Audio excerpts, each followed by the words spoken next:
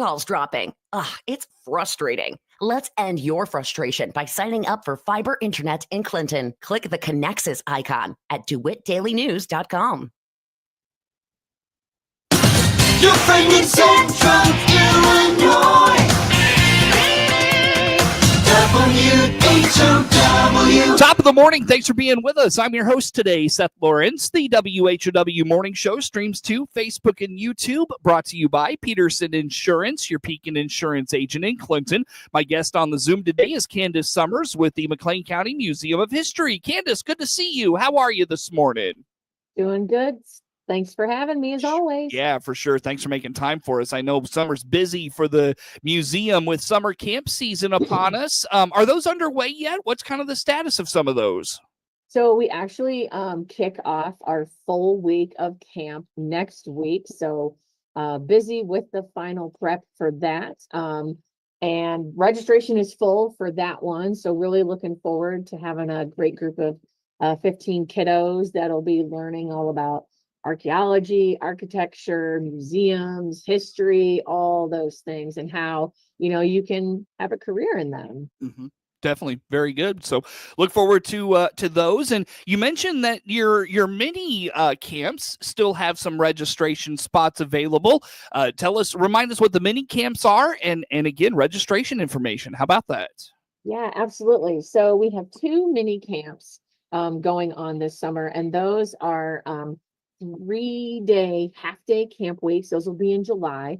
The first one is July 14th through 16th, and the second one is July 21st through 23rd. And those camps, there's 2 different ones. The first camp will be exploring downtown Bloomington, and every day of the camp will go to a different downtown location. So the first day will be going over to Bloomington Public Library and getting a behind-the-scenes tour there. And we'll also be learning about museums and their importance. We'll also be on the second day getting to explore art around downtown. So we'll be going over to the Bloomington Center for the Performing Arts, which used to be the old Scottish Rite Temple for the Masons. And we'll get a behind the scenes tour there and learn about like the shows they have and how those all get to put together. And then right across the street, we'll be going to the McLean County Arts Center, which is a local art gallery, and we'll be learning all about them and what it takes to put on an art exhibit. And then on day 3, we'll be exploring public services in downtown. So we'll walk over to Fire Station 1, which is just a few blocks away from the museum, and then also go to the Law and Justice Center, the current McLean County Courthouse, and get a tour over there and kind of learn about the different offices and services that are in the courthouse. So, and we've never done that camp before. This is the first year for Discovering Downtown. So we're really excited to be offering something different and showing people the history of those entities and all about those fields.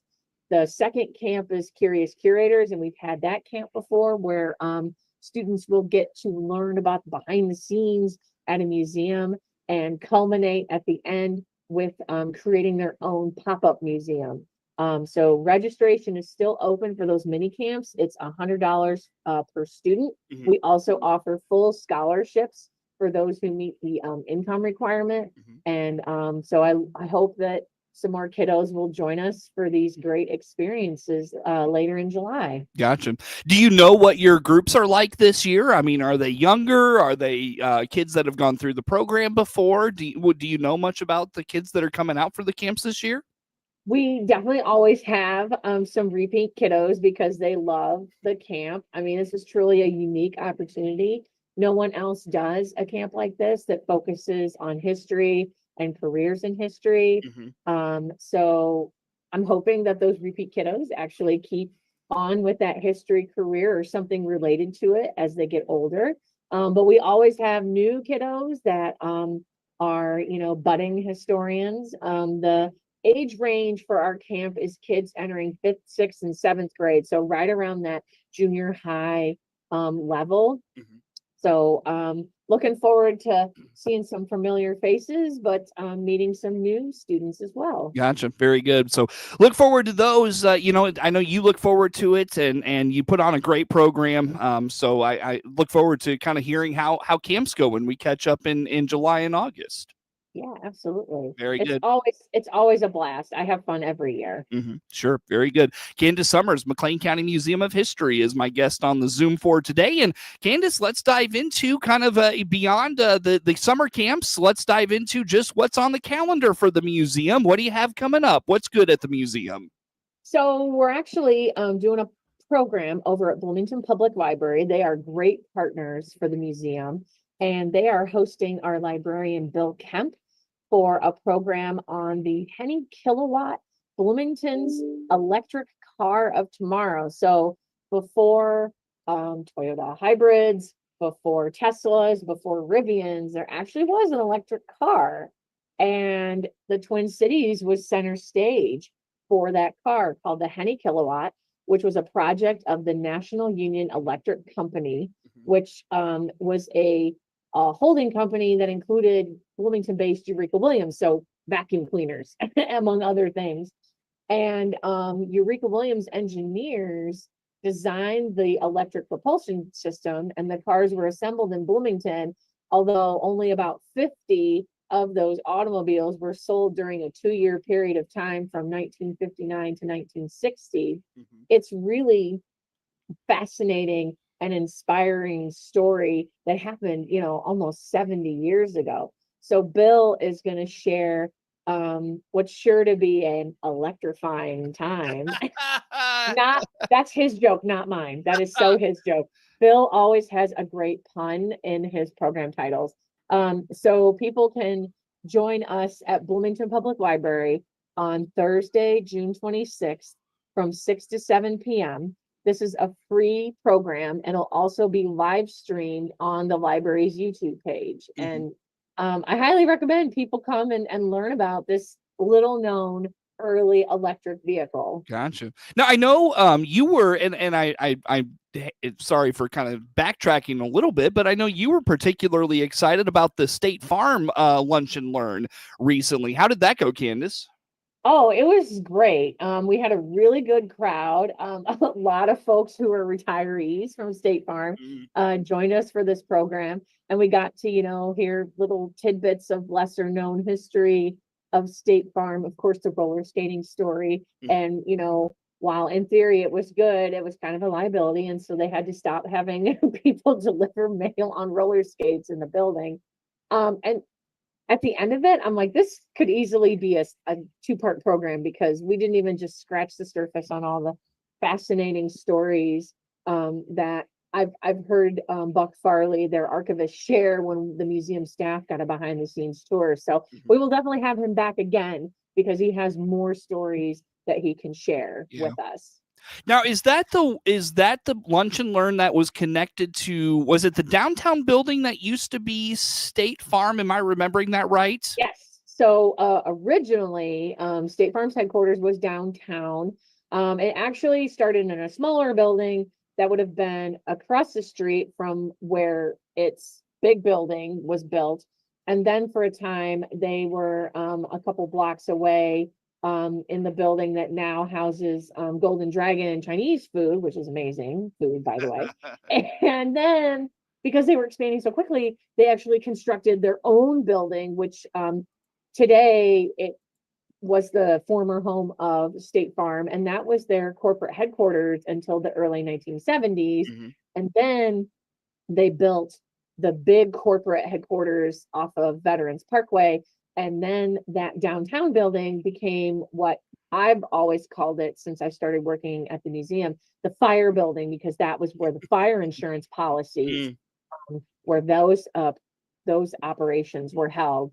And it was that until 2018, when they were, decided they didn't have enough reason to continue that building downtown when they could, meld everyone else into Corporate South, the Illinois Operations Building, the main corporate building, huge facilities here in Bloomington. And they just didn't have enough people to warrant keeping that building. Unfortunately, they sold the building to Rockford developers, which it was going to be more commercial real estate where people could rent, like businesses, things like that.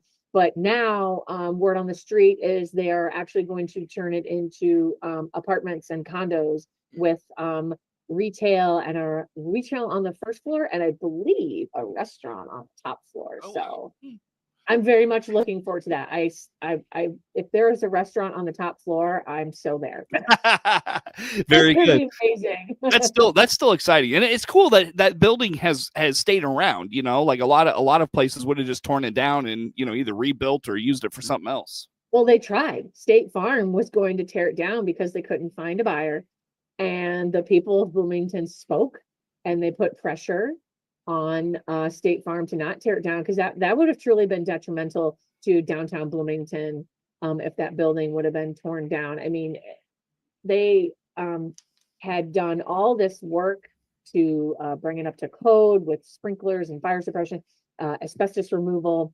And I mean, there was nothing wrong with that building. And so we're so glad that they listened to the community, that has supported State Farm for so long and sold it to developers to reduce, reuse, and repurpose, a landmark building in downtown Bloomington that's just a gorgeous piece of architecture too, of various architectural styles, because it took about 30 years to build the whole structure. So I didn't know that. we're fortunate that it did not succumb to the wrecking ball like so many buildings have in downtown, and we'll be losing several more here in the future because they're beyond saving at this point. Sure. Well, Candace, that takes us back to your upcoming Lunch and Learn. Remind us the when and where on that. So Bill Kemp's talk, that one will be at Bloomington Public Library on June 26th at 6:00. It'll be in person in the community room and also online via their YouTube page, and free and open to the public. All right, very good. So check that out, coming up right around the corner. Candace, where do folks go to learn about that Lunch and Learn and the many other programs we'll dive into coming up? Where do folks find all that? You can find all that information on our Facebook page or on our website, makehistory.org. That is Candace Summers with the McLean County Museum of History, my guest on the Zoom. More to come with Candace on The Morning Show.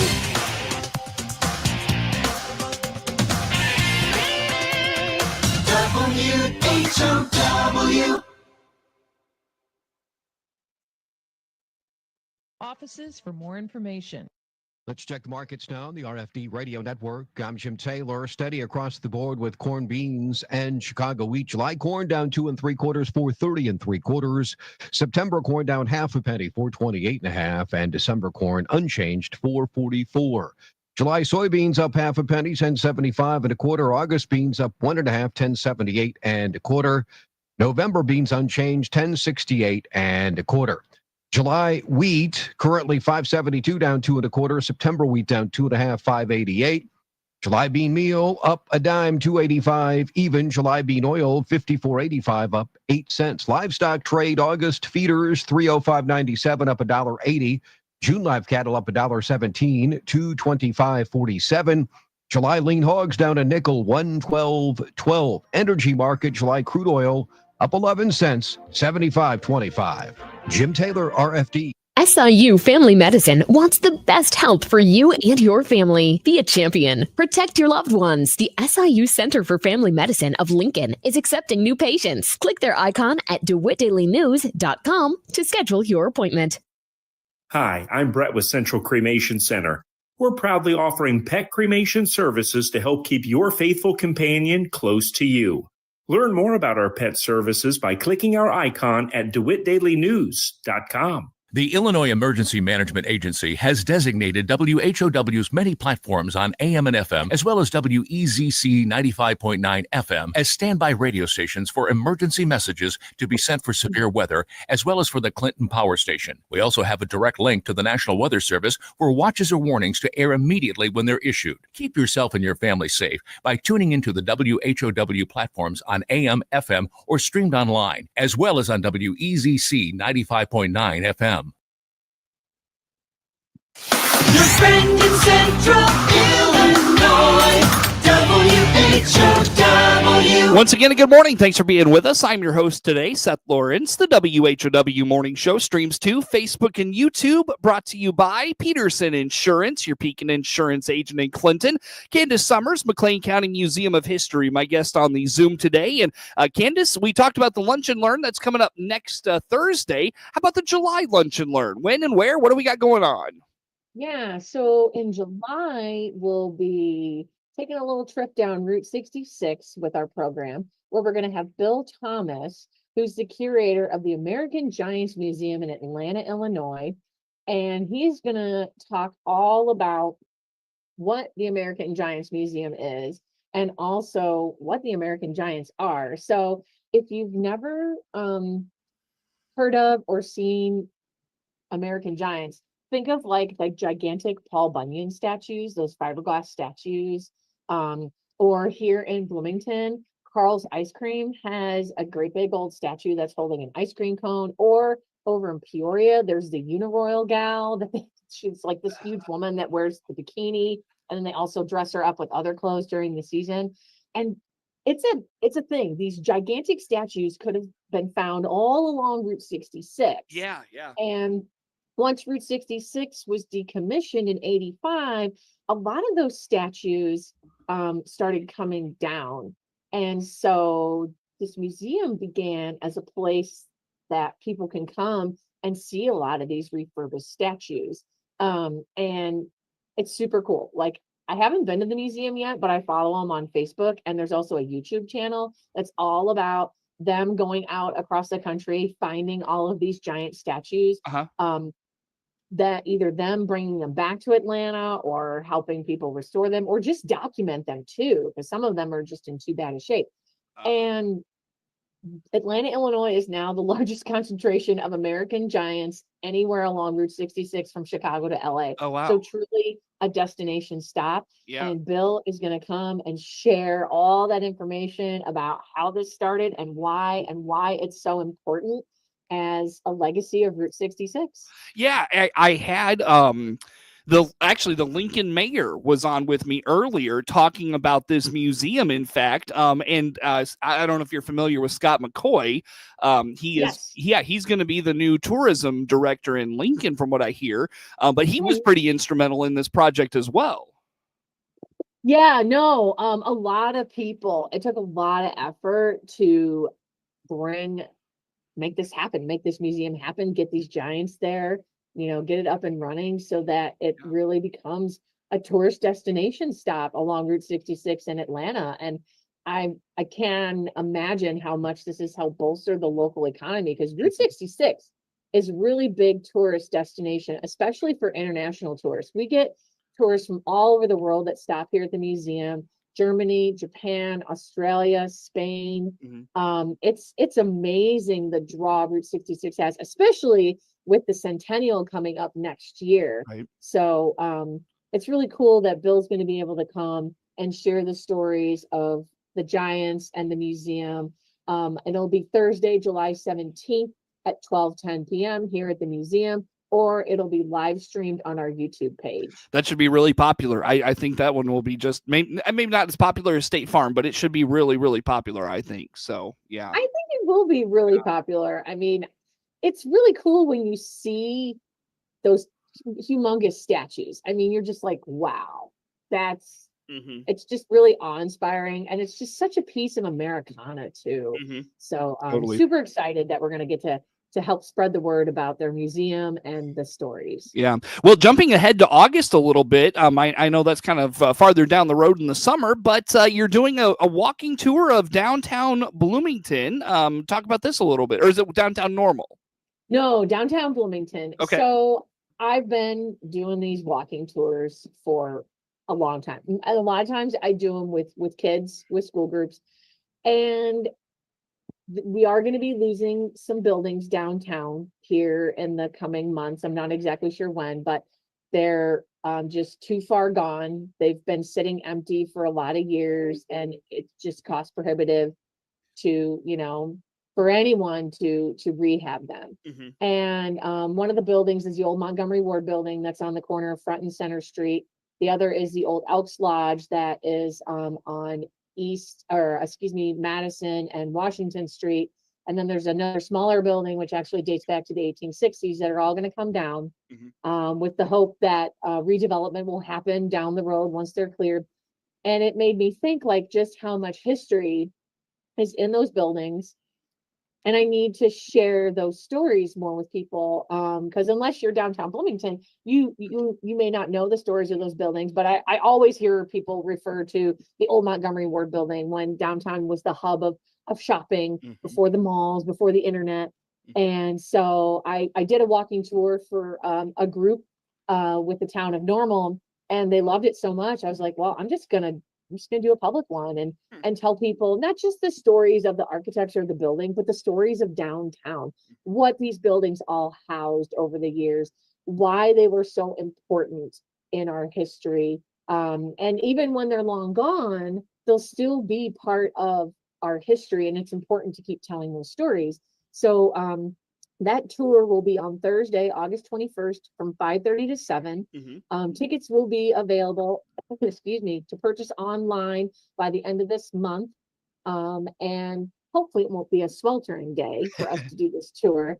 But I hope that people will want to come and learn a little bit more about the fascinating history of downtown Bloomington. Very good. Well, Candace, on that, we got to let you go for the day. Candace Summers, McLean County Museum of History, my guest on the Zoom. Network News is now.